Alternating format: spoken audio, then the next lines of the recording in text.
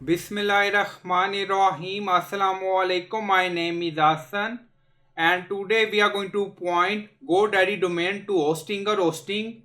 Before starting work, it's my request. Please subscribe my channel. Thank you. Now back to our work. So we are in GoDaddy account, and this is our domain. So we are going to add hostinger, name server, DNS in this section. Now you see DNS, so click on it. Now go to name server, so click on it. So we added host sonic name server, so we are going to change it, and then we are going to add hostinger, so click on change name server. Now you see added name server.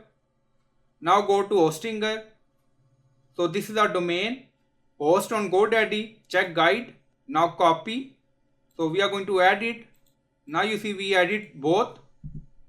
We select I will use my own name server and then click on save. Now click on continue and verify. A text message with code sent to your mobile. So add code here and then click on verify. Now code added and then click on verify code button, and then you see success message. Your request is in progress. So after few hours your domain will work on hostinger. So I hope you like this video. Please like, comment, share, subscribe. Thank you for watching.